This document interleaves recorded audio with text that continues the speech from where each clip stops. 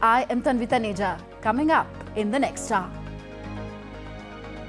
India's Prime Minister Narendra Modi lays the foundation stones of AIIMS Rewari and Gurugram Metro Rail project, launches multiple development projects for the northern state of Haryana.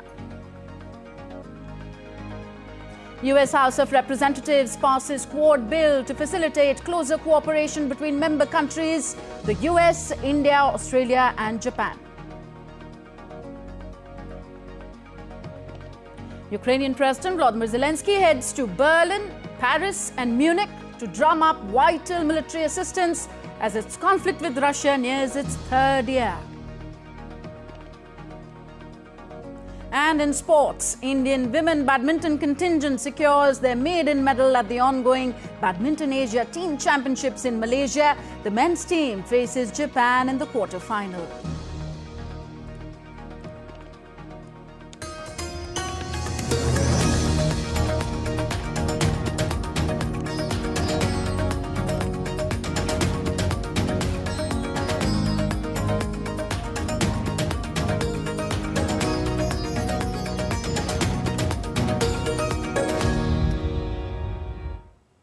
So up first, news from the United States of America. The first ever criminal trial against the country's any former president is all set to begin on March 25th as a judge in New York denied Donald Trump's motion to dismiss the charges in the hush money case. DD India's William Denslow reports from New York. Heading into court, Donald Trump said the case against him amounted to election interference. Despite similar claims from his legal team, Judge Juan Merchan said the case will go to trial as planned on March 25th. Trump faces 34 charges relating to accusations that he falsified business documents in order to cover up hush money payments to a porn star during his 2016 bid for the White House. Justice Merchan said in his ruling that these are serious allegations in a complex investigation. If convicted, each offence could bring with it the maximum of 4 years in prison. The former president denies wrongdoing and says the 4 separate criminal cases against him are politically motivated, designed to sabotage his re-election campaign. Merchan says the trial here in Manhattan is expected to last around 6 weeks. Meanwhile, in the state of Georgia, a hearing is being held to determine whether a relationship between prosecutors constitutes a conflict of interest. District Attorney Fani Willis hired Nathan Wade to run a case against Donald Trump and 18 other individuals accused of trying to overturn the results of the 2020 presidential election. A witness on Thursday testified there was no doubt that Willis hired Wade after the start of their relationship. The physical relationship ended pre-indictment. The defence argues the DA should be disqualified from the case. Such an outcome would mean the appointment of another prosecutor, who would then decide whether to continue with the case, make changes to it, or even drop it altogether. Willis says her relationship has had no bearing on the case, and that it ended back in August. William Denslow in New York, reporting for DD India. More from the US. Republican presidential candidate Nikki Haley campaigns in Texas to win over deeply red state voters. Her next challenge is the South Carolina primary, where she challenges Donald Trump for the Republican nomination. DD India's Nick Harper reports from Austin, Texas. Nikki Haley is fighting to survive. The former US ambassador to the UN wants to become the Republican nominee to take on Democratic President Joe Biden in November's presidential election. But standing in her way is the former president, Donald Trump. He's already had some big wins in some of the state nominating contests, including big wins in Iowa and New Hampshire. Next weekend, they'll face off in South Carolina, and the polls already suggest Trump has a considerable lead, potentially with as much as 65% of the state backing him, compared to about 30% for Nikki Haley. Now, there had been speculation that if she were to lose in South Carolina next Saturday, she would drop out. But the fact that she's campaigning here in Texas suggests she's in it for the long run. Texas's primary is not until March the 5th. That's Super Tuesday, when more than a dozen states across the US hold their nominating contests, including California, where she was campaigning last week. All of it suggesting she intends to stay in the race until and potentially beyond Super Tuesday, and she's trying to win over voters here in Texas. But she may be disappointed. Polls suggest that only 20% of Texans support her, compared to 80% for Donald Trump. She's hoping to prove she can be an alternative to the former president. She says she has far less chaos in her campaign compared to Donald Trump. So there's certainly tenacity in her campaign, but reality may catch up with her in the coming weeks, when it becomes clear that Donald Trump has overwhelming support to become the Republican Party's nominee. Nick Harper in Austin, Texas, reporting for DD India. Now, in a boost to US, India, Australia, Japan Quad alliance, the US House of Representatives has passed the Quad bill, which instructs the Biden administration to establish a Quad intra-parliamentary working group to facilitate closer cooperation between the member countries. Passed by a roll call vote of 379 to 39 votes, the bill, officially called the Strengthen US-Australia-India-Japan Cooperation, directs the US State Department to submit a roadmap to increase engagement with the Quad members. The bill directs the State Department to submit to Congress within 180 days of the bill's enactment a strategy to increase engagement and cooperation with the Quad, and within 60 days of its enactment to enter into negotiations with Japan, Australia and India to establish a Quad intra-parliamentary working group to facilitate closer cooperation. DD India's Jessica Taneja joins us for more on the story now. Jessica, how will this Quad bill be a positive for India? Well, this comes in the backdrop of Biden administration also looking at the 2-year anniversary of their Indo-Pacific strategy. And that sort of goes on to highlight on how important Quad mechanism has become over the years. It was supposed to take place in New Delhi earlier last month, but it has been delayed. The foreign ministers of Quad and the Leaders Summit as well, that was done last year. It was supposed to be held in India, while the schedule for that is still awaited. But the growing importance of Quad cannot be understated. At this point, India has become a crucial partner in the Quad. And if you read from the details that have been provided in this entire mechanism, now there will be 24 congressmen who will be part of this intra-parliamentary working group. And that would require constant, of course, deliberation on what the group comes up with, specifically in 3 key areas. First, talking about exchanging information and preparing for future pandemics. The second one on critical emerging technologies. Now, if you recall, Tanvi, last year, the ICET, or the Initiative for Critical and Emerging Technologies, the initiative was signed between India and America, where there would be a resilient supply chain for semiconductors in the pipeline. That particular aspect has been taken forward. Apart from that, also talking about future telecommunications and space cooperation, and of course other emerging technologies that could be incorporated in this, and of course enhancing maritime security as well. And now remember, Joe Biden's Indo-Pacific strategy places India as the net security provider in the region, and that sort of gives a lot of significant heft to the relationship.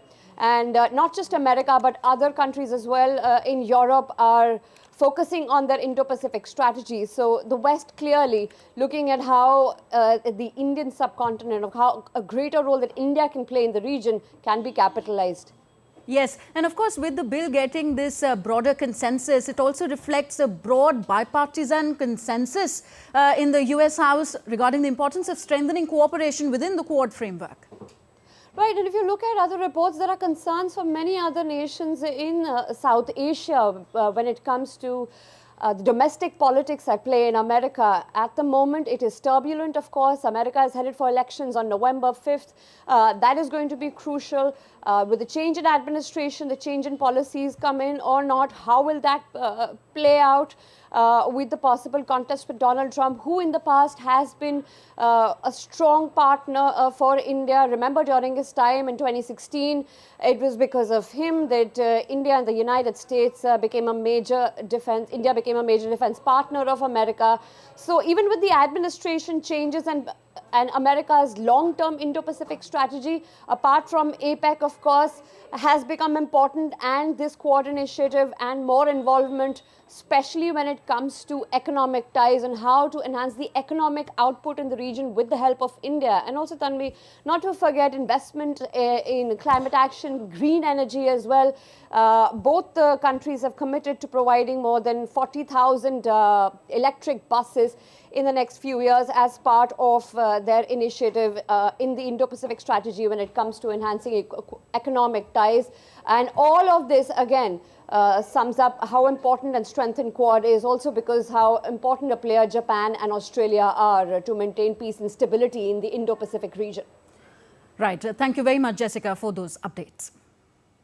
Now, US President Joe Biden spoke with Israeli Prime Minister Benjamin Netanyahu on Thursday about the situation in the city of Rafah and discussed the ongoing hostage negotiations. Biden also emphasized the need to ensure humanitarian assistance for civilians in Gaza and secure the release of all hostages in Hamas's captivity. The call between the two leaders was the second time in less than a week that Biden warned Netanyahu about moving into southern part of the Gaza Strip without a plan to ensure the safety of some 1 million people sheltering there. Meanwhile, Israeli defense troops continue to operate in Gaza. In the northern region, an IDF aircraft eliminated multiple terrorists, including a subordinate commander of the Sabra battalion. In southern Gaza, security forces neutralized an explosive device, terrorists, and eliminated the terrorist infrastructure there. 12 terrorists were eliminated during targeted operations in Khan Yunis. An IAF struck multiple targets, including a command center, terrorist structures, launch posts, and additional targets in central Gaza. IDF spokesperson Rear Admiral Daniel Hagari revealed that IDF special forces were conducting a precise and limited operation inside the hospital, with the military later stating that several terror suspects were arrested during the raid. IDF special forces were compelled to operate in the Nasser hospital to fulfill our mission of finding our hostages and hunting down the terrorists that kidnapped them from Israel in the first place. Terrorists that I can now confirm have been hiding and operating from the Nasser hospital in Khan Yunis. According to the information we have collected, I can now share some of the terrorists who took part in the massacre of October 7th. They were found by our forces inside the Nasser hospital complex. 3 confirmed terrorists we found are Muaid Adel Muhammad Abu Nusera, ambulance driver. Next, updates on the Russia-Ukraine conflict. 7 people, including a 1-year-old girl, were killed in a Ukrainian missile attack in the Russian city of Belgorod. 18 other people were also injured. On the battlefront, Russia said its forces hit Ukrainian military industrial complex that produced and repaired aircraft engines. Russian military forces used high-precision, long-range weapons to attack the building. Its army also attacked factories that provide fuel to the Ukrainian army. Ukraine said 51 battles occurred in the frontline area. Ukrainian forces carried out attacks on multiple areas, including concentration areas of Russian personnel and military equipment, ammunition depots, and radar stations, destroying a Russian artillery base. Now, Ukrainian President Volodymyr Zelenskiy is visiting Germany and France on Friday to try to drum up vital military assistance and sign bilateral security commitments. Zelensky will also hold a joint press conference with German Chancellor Olaf Scholz. The trip comes as Kiev's troops are trying to hold back Russian forces closing in on the eastern town of Avdiivka. Ukraine faces a shortage of manpower and ammunition stockpiles, while US military aid has been delayed for months. Meanwhile, Ukraine has said it was withdrawing troops from some parts of the eastern town of Avdiivka to better positions after months of heavy fighting on Thursday. the battle. Hardened reserve fighters from a crack brigade have joined the battle. Russian forces have been trying to advance on the town since October and have surrounded it on 3 sides, leaving limited resupply routes for the Ukrainian troops dug in there. The White House spokesperson John Kirby said on Thursday that the Ukrainian city of Avdiivka is at risk of falling to Russian forces, citing Ukrainian troops' lack of artillery ammunition. Avdiivka is at risk of falling into Russian control. In very large part, this is happening because the Ukrainian forces on the ground are running out of artillery ammunition. Russia is sending wave after wave of conscript forces to attack Ukrainian positions, and because Congress has yet to pass the supplemental bill, we've not been able to provide Ukraine with the artillery shells that they desperately need to disrupt these Russian assaults. Now, Russian forces are now reaching Ukrainian trenches actually in Avdiivka, and they're beginning to overwhelm Ukrainian defenses. You're watching DD India News Hour, still to come in the bulletin. Britain's Labour Party clinches 2 by-election wins in Kingswood and Wellingborough, furthering predictions for their landslide victory at the next general elections. In a landmark move, Greece becomes one of the first Orthodox Christian countries to legalize same-sex marriage. NATO and Ukraine announced to create a new training center in Poland, where Ukrainian troops will share lessons learned from its conflict with Russia.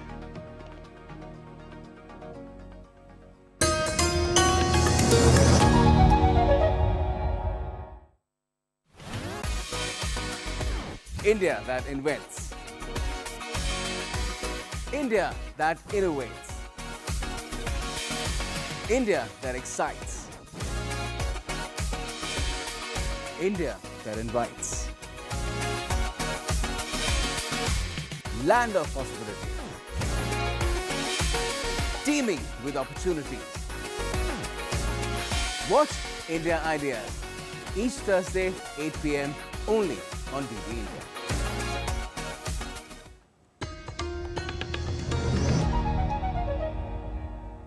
Welcome back. You're watching DD India News Hour. I am Tanvi Taneja. Britain's Labour Party dealt a crushing blow to Conservatives on Friday, winning contests for 2 new lawmakers, dealing a blow to the ruling party in what was once a safe parliamentary seat for them. Labour candidate Jen Kitchen won with 13,844 votes against 7,408 votes for the Conservative candidate Helen Harrison to win Wellingborough. I am honoured that local people have placed their trust in me and the Labour Party under Keir Starmer. But I also know from the thousands of conversations I have had during this campaign how desperately people want change and a fresh start for our country. The people of Wellingborough have spoken for Britain.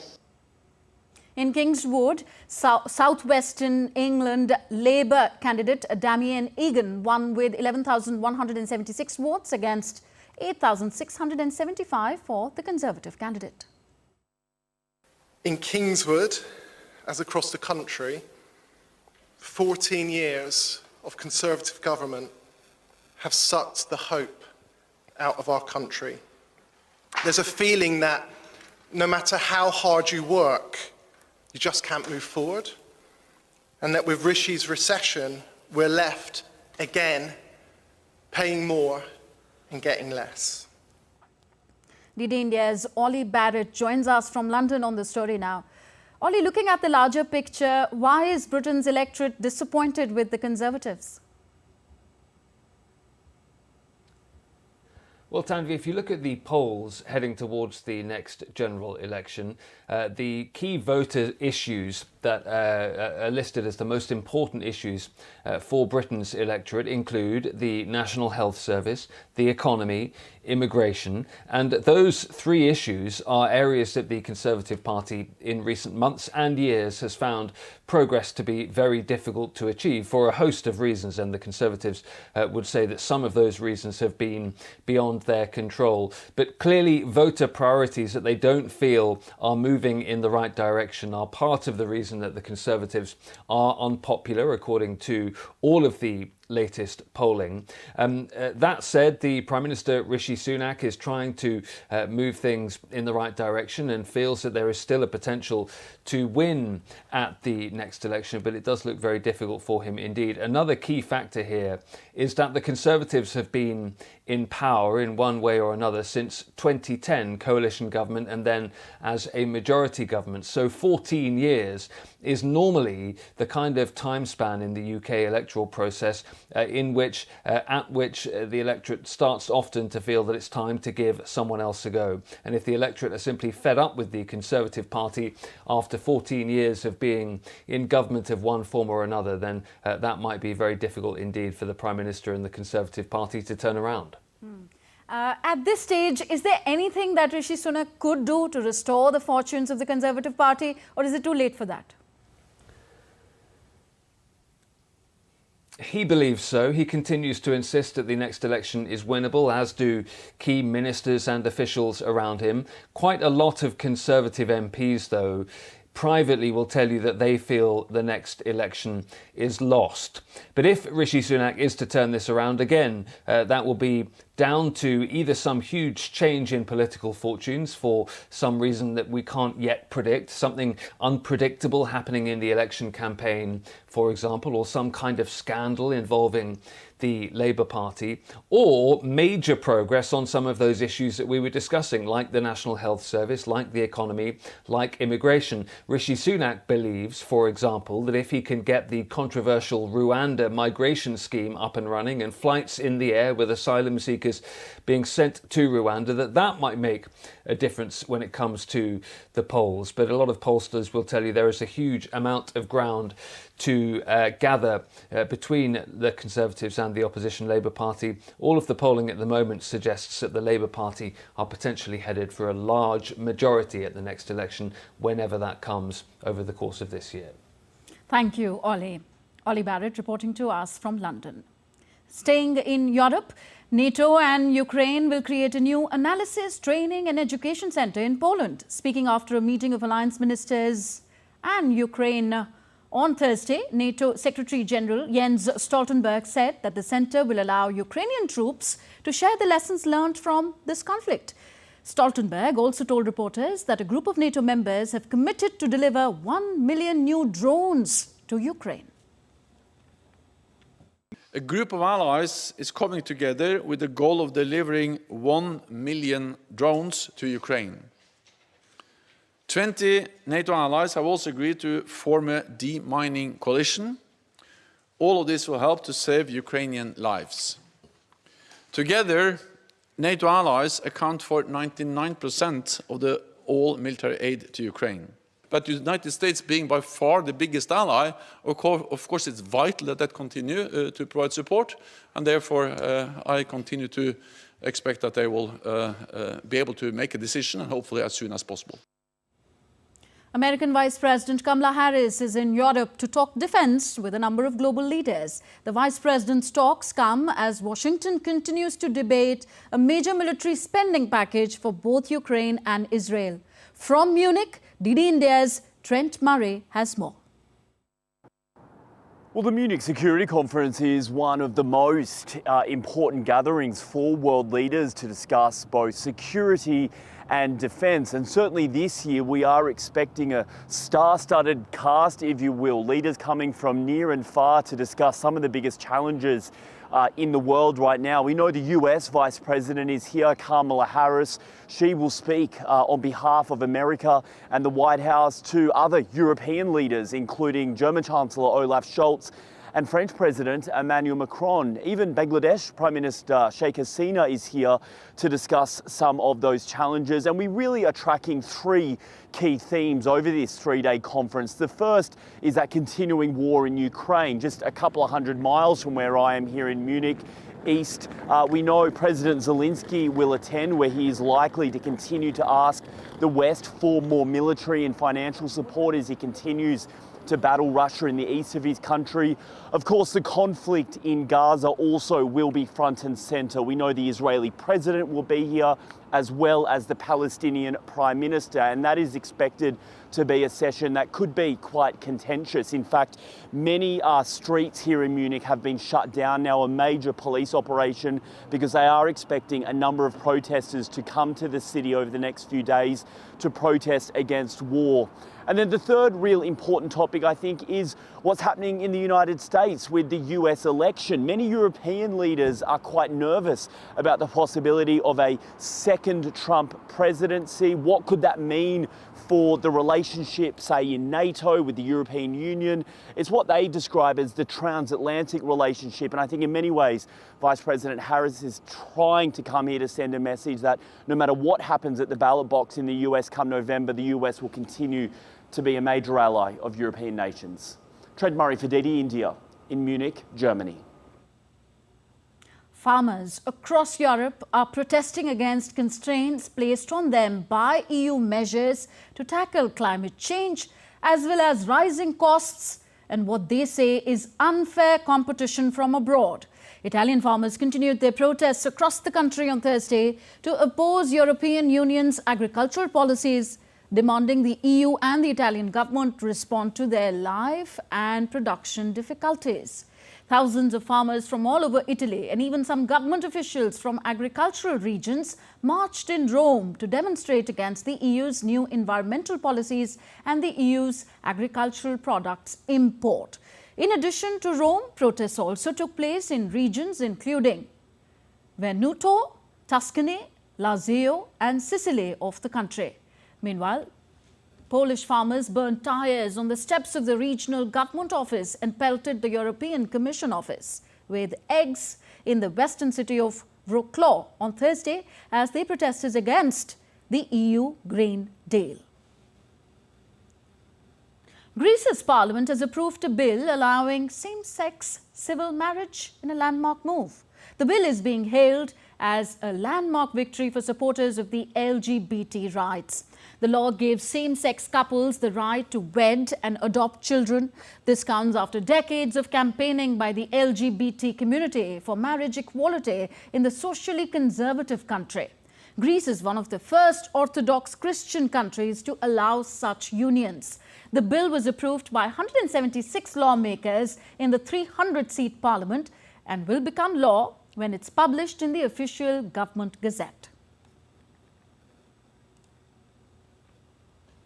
And now we take a look at other stories making news around the world. Australian authorities closed off areas in several parks in Sydney on Friday after the discovery of asbestos in mulch. The government is scrambling to remove the toxic material from public spaces as the inhalation of asbestos fibres could cause lung inflammation and cancer.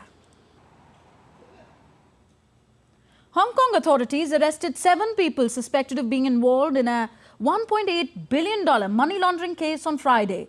Authorities seized $21.1 million worth of assets, including 5 properties and 3 commercial units. The scheme allegedly involved online scams in India and the sale of electronics, rare gems, including diamonds and other goods. And relatively high temperatures were witnessed in the North African country of Morocco over the past 2 days. Temperatures reached 5 to 8 degrees above the seasonal average as southeasterly winds raised warm tropical air masses from the south towards the southern regions and the center of the country.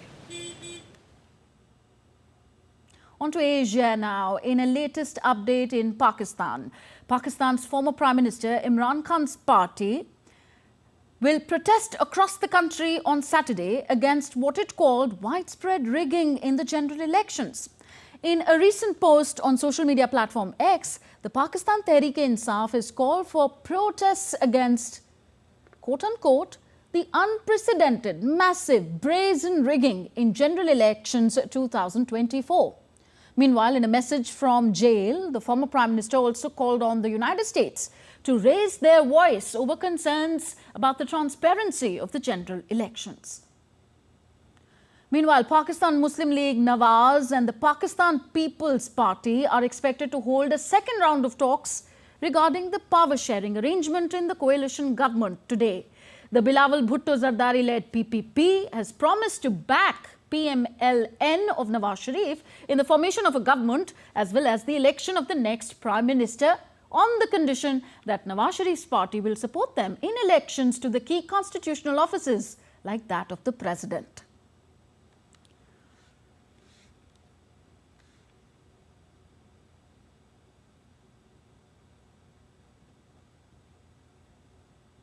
Now, the United States is concerned about reports of intimidation and voter suppression in the just concluded Pakistan election. While briefing the media, White House spokesperson John Kirby said that the US is concerned over reports coming out of Pakistan in terms of intimidation and voter suppression and is watching the situation very closely.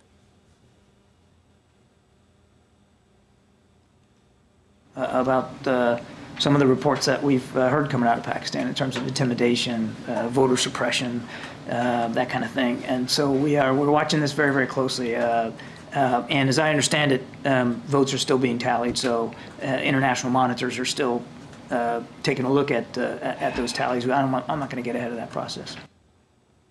You're with us on DD India News Hour. Still to come on the show. The White House reacts on increasing number of attacks against Indian students in the United States, says there's no excuse for violence.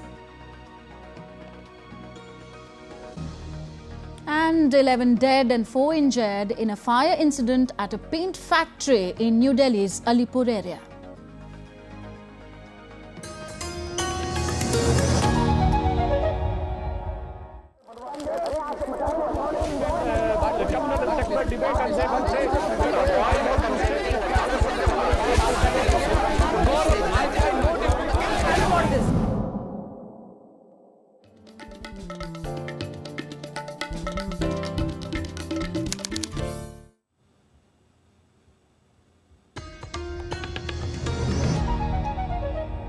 Thank you for staying with us. You're watching DD India News Hour. I am Tanvi Taneja. A quick reminder of the headlines we are tracking at this hour. India's Prime Minister Narendra Modi lays the foundation stones of AIIMS Rewari and Gurugram Metro Rail project shortly, launches multiple development projects for northern state of Haryana. US House of Representatives passes the Quad Bill to facilitate closer cooperation between member countries, including the United States, India, Australia and Japan. Ukrainian President Volodymyr Zelenskiy heads to Berlin, Paris and Munich to drum up vital military assistance as its conflict with Russia nears its 3rd year. India's Prime Minister Narendra Modi visited Rewari in the northern state of Haryana today. During the event, Prime Minister Modi inaugurated multiple development projects worth over $1.1 billion, including urban transport, health, rail and tourism sector. The Indian Prime Minister also laid the foundation stone of Gurugram Metro Rail project worth about $656 million. He also laid the foundation stone of All India Institute of Medical Sciences AIIMS in Haryana under Pradhan Mantri Swasthya Suraksha Yojana. That's a government scheme. Furthermore, he also inaugurated a newly built experiential museum in Kurukshetra built at a cost of around $30 million. Prime Minister Narendra Modi also flagged off train service in the Rohtak-Meham-Hasi section, which will improve rail connectivity in Rohtak and Hisar region, benefiting passengers. Earlier, Prime Minister Narendra Modi also visited an exhibition at the venue. So all these projects being inaugurated in Rewari in northern Indian state of Haryana.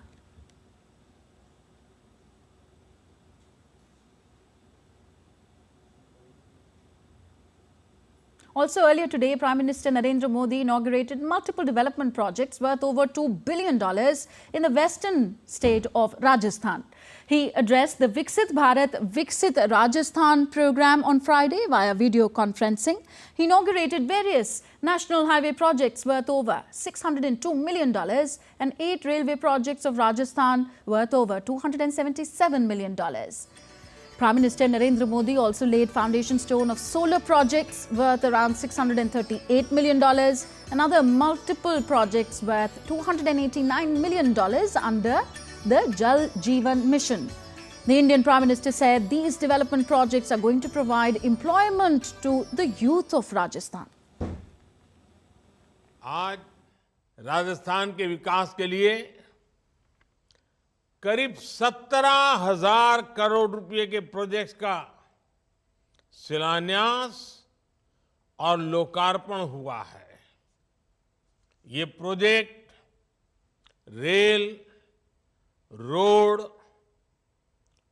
सौर ऊर्जा, पानी और LPG जैसे विकास कार्यक्रमों से जुड़े हैं। ये परियोजनाएं राजस्थान के हजारों युवाओं को रोजगार देने वाली हैं। Now, India's Prime Minister Narendra Modi concluded his two-nation visit to the UAE and Qatar. His visit to the Gulf nations has been historic in many aspects. A major highlight of the Prime Minister's visit was the inauguration of the first Grand Hindu temple in Abu Dhabi. It also saw Prime Minister meeting the top leadership of both the countries, inking key pacts. A report on Prime Minister's recent West Asia visit.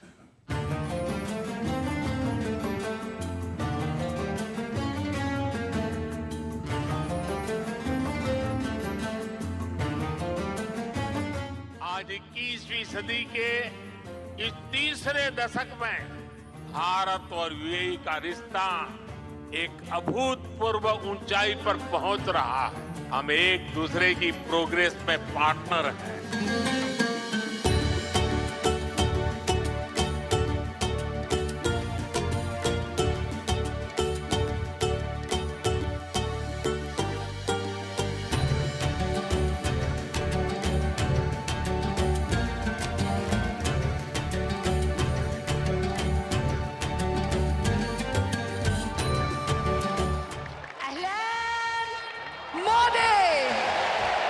इस ऐतिहासिक stadium में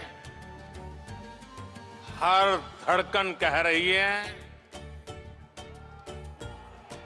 Bharat UAE दोस्ती जिंदाबाद।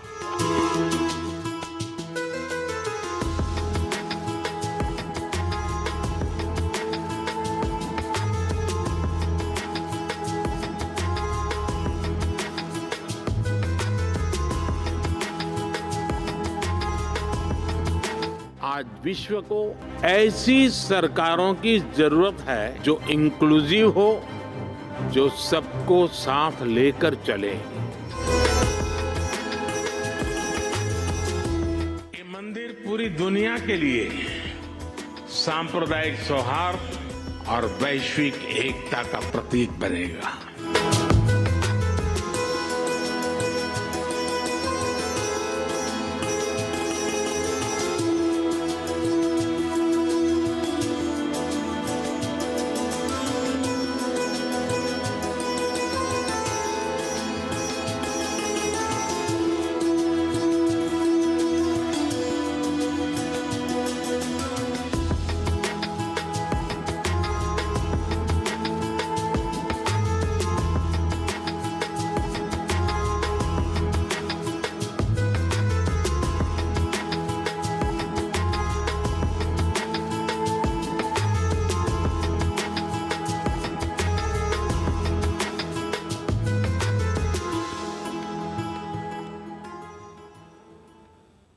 Back to New Delhi now. India's Speaker of the Lower House of Parliament, Om Birla, inaugurated the Meva India 2024, a dry fruit exhibition in the national capital on Friday.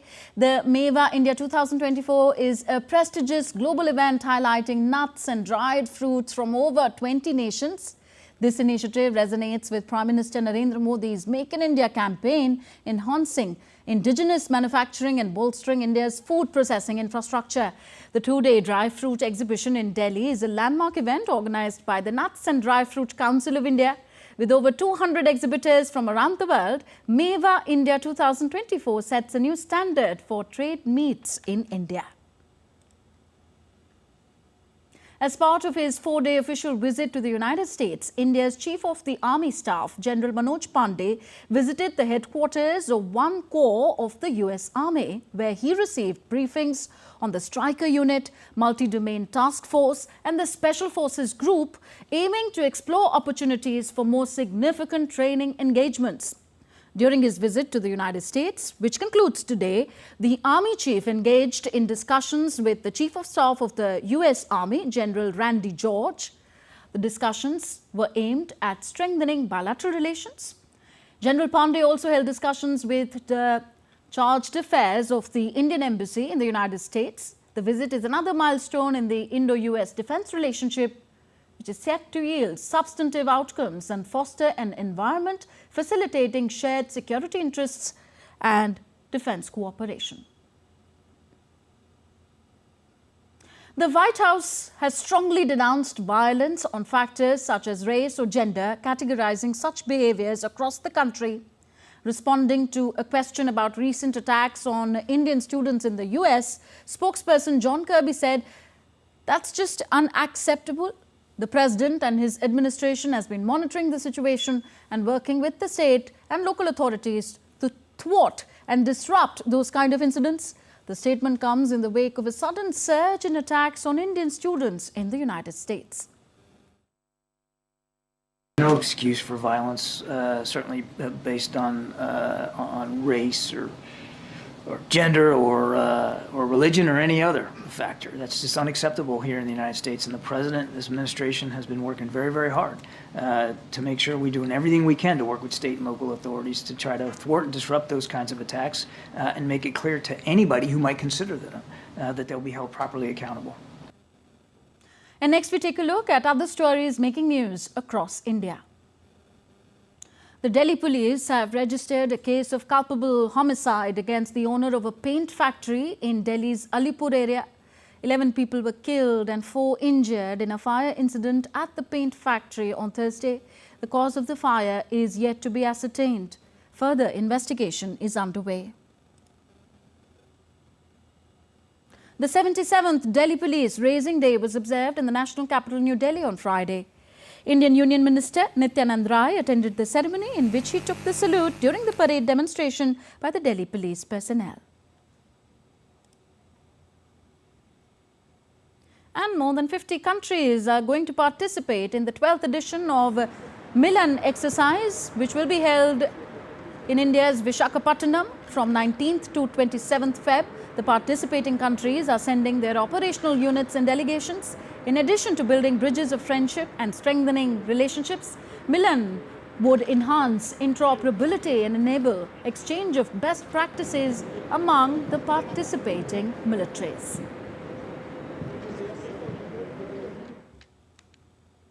The launch of the GSLV F-14 INSAT 3DS mission is set for Saturday, that's February 17, 2024 at 17:35 hours. That's Indian Standard Time from Sriharikota. The GSLV mission aims at deploying the INSAT 3DS meteorological satellite into the geosynchronous transfer orbit, GTO. The satellite's primary objectives are multifaceted and crucial for environmental monitoring and safety. It is equipped to monitor Earth's surface and carry out oceanic observations in various spectral channels that are vital for meteorological analysis. Take a look at our report. ISRO's 16th GSLV mission on Saturday is aimed at providing the vertical profile of various meteorological parameters of the atmosphere, provide the data collection and data dissemination capabilities from the data collection platforms, and also boast satellite-aided search and rescue services. This geosynchronous satellite launch vehicle, GSLV, is a 3-stage 51.7-meter long launch vehicle having a lift-off mass of 420 tons.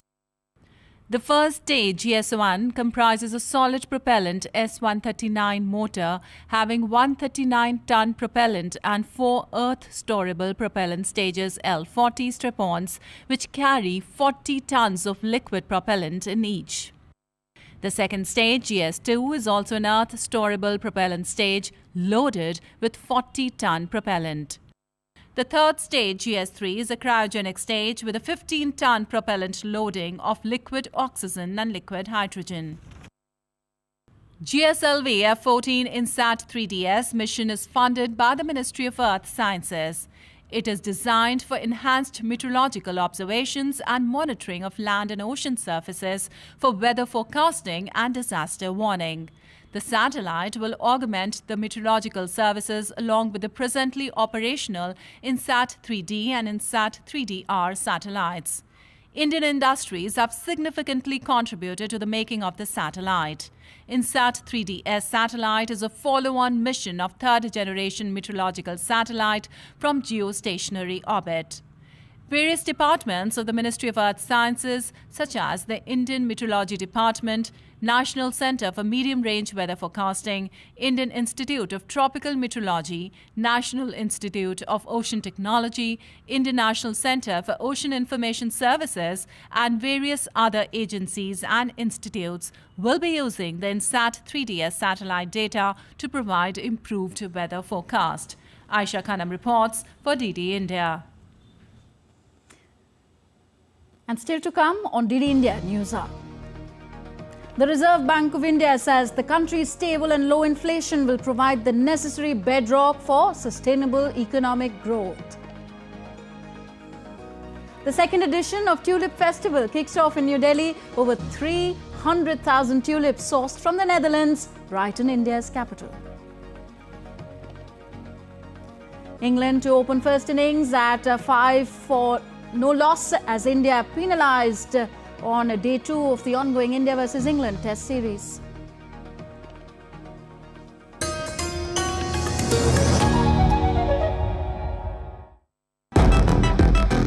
Can you always trust your eyes? The world you see may not be real.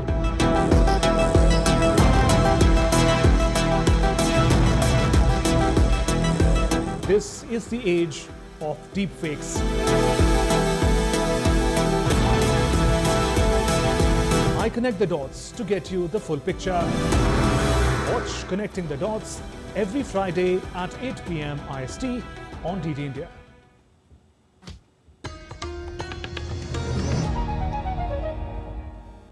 You're watching DD India News Hour. I am Tanvi Taneja. India's central bank, the Reserve Bank of India, has said that stable and low inflation will provide the necessary bedrock for sustainable economic growth. Speaking at the 59th CSEN Governors Conference in India's commercial capital, Mumbai, Reserve Bank of India's Governor Shaktikant Das said, persistent shocks to food prices and renewed geopolitical flashpoints are some factors that currently pose a challenge in policymakers' fight against inflation.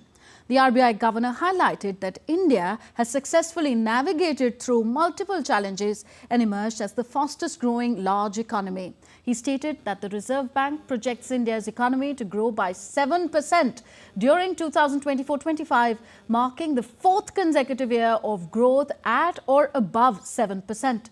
The RBI governor stated that prudent monetary and fiscal policies have paved the path for India's success in sailing through these rough waters.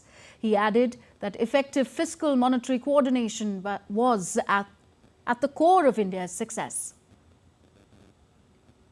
DD India's Shishir Shelar joins us from Mumbai now. Shishir, could you tell us about the role played by the government's fiscal and other policies in making India the fastest growing major economy? Well, absolutely. Well, looking at the India solution at this point in time, any government use fiscal policy for revenue generation and maintain the revenue generation and the expenditure. Also, India is working on the same path here. As far as the RBI is concerned, RBI is actually walking on a very tight rope. They're actually maintaining, the interest rate at the same time. They're also targeting inflation. So these are very two important crucial factors that the government is working on. On the other hand, RBI is also looking at their own basket. But of course, working both the government and RBI has to work in tandem, and that's what we have seen in the last few years. Well, the RBI's projection always shows that what could be the India's growth and how India can reach that level. And that's the reason whenever RBI, project the GDP growth also, it also stipulated that what measures need to be taken care of. And government is actually working on it quite closely and also worked on it, the suggestions given by the RBI. The 2 or 3 points probably I would focus on that the government has actually worked, and that's the reason it benefited the Indian economy.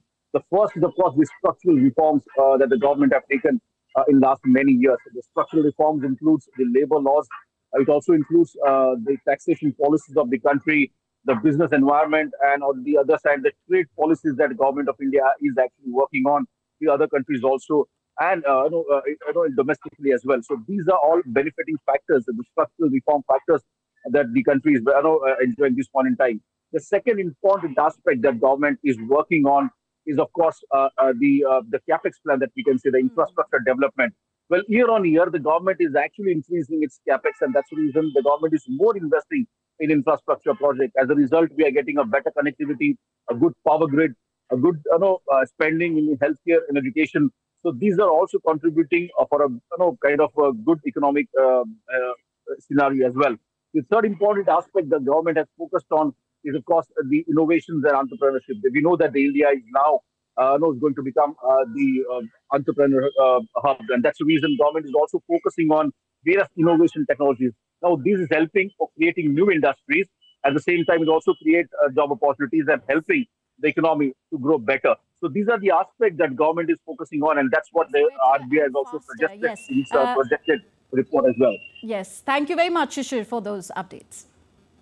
And time now for some sporting action. And to give us the latest on the sporting arena and the action there, we have Deepika Mehto with us in the studio. Deepika. Thanks and good afternoon, Tanvi. Let's quickly take our viewers through what is happening in the world of cricket first.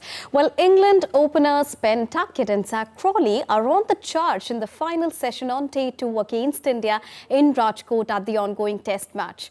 Earlier, England bowled out India on 445. Rohit and Jadeja's 204-run partnership set the tone for India before debutant Sarfaraz Khan and Dhruv Jurel impressed with solid knocks. Now, Sarfaraz hit 62 while Jurel scored 46 during his crucial partnership with Ravichandran Ashwin. Earlier on day 2, England started off well by dismissing night watchman Kuldeep Yadav and Centurion Ravindra Jadeja quickly. Jimmy Anderson and Mark Wood bowled well, with the former getting Kuldeep out with a good delivery and Jadeja chipped one back to Joe Root. England would have envisaged hopes of bowling India out under 350 when they got 2 quick wickets, but it was not to be. Jurel and Ashwin prevented England from making further inroads until the last reports came in. England were at 71 for a loss of no wicket. Staying on cricket, the Pakistan Cricket Board terminated the central contract of fast bowler Haris Rauf after he refused to join the Test team for the tour of Australia that coincided with his stint at Australia's Big Bash League. Haris Rauf, who played for Melbourne Stars in the Franchisee League, did not join the Pakistan team for a 3-match Test series against Australia between December the 14th and the 7th of January. Now, the 30-year-old's refusal had caused a standoff with Pakistan Cricket Board that ended when the board granted him permission to make a limited appearance in the PPL before joining the national squad for a 5-match T20 series against New Zealand in the month of January. Now, Haris Rauf has played only 1 test match for Team Pakistan, focusing his career on limited over cricket. He's also played in T20 franchisee leagues in Bangladesh and the United States as well.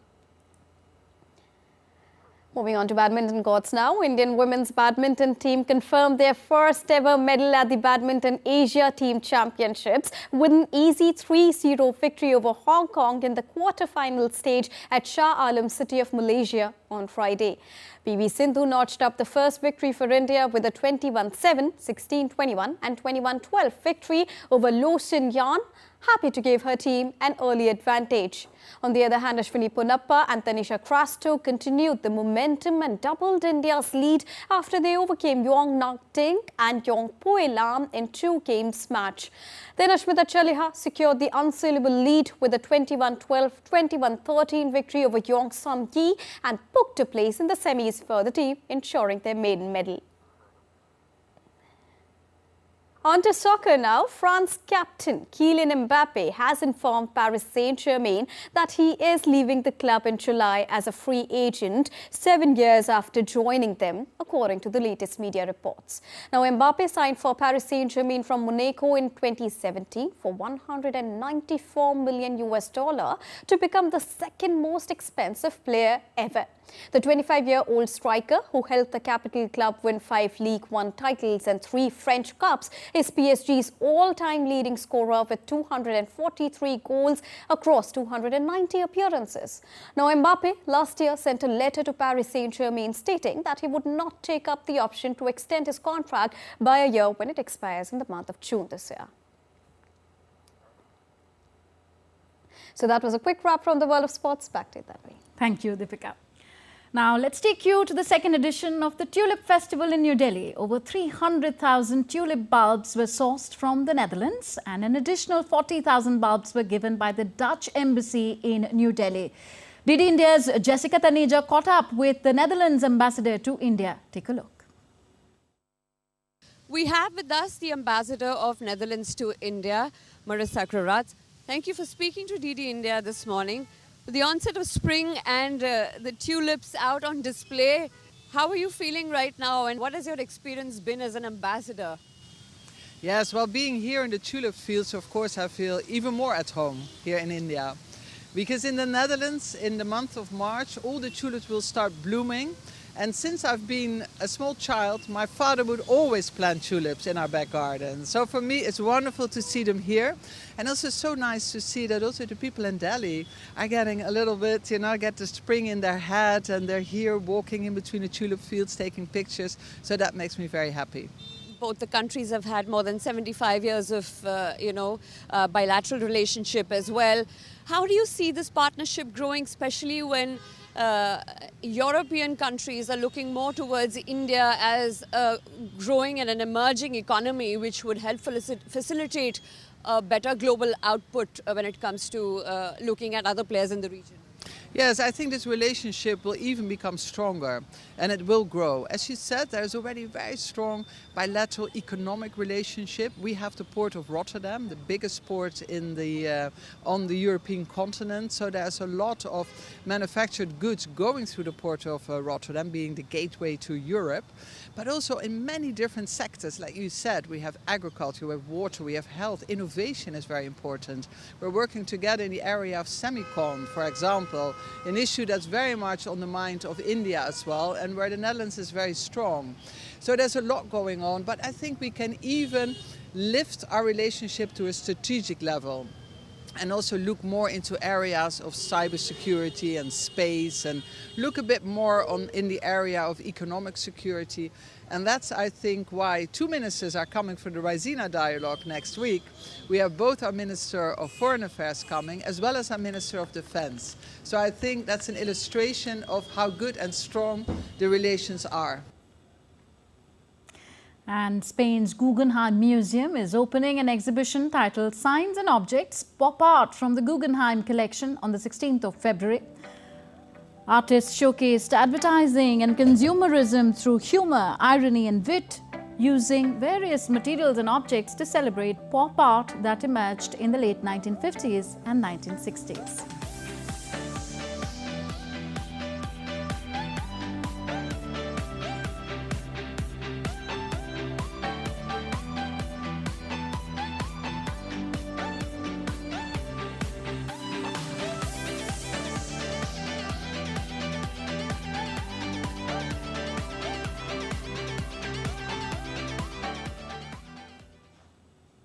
That's it in this edition of DD India News Hour. Do let us know your thoughts on the news of the day. Connect with us on Facebook, X, formerly Twitter and Instagram. We'll be back with more news as it breaks here on DD India. I am Tanvi Taneja. From all of us here in New Delhi, thank you for watching. Namaskar.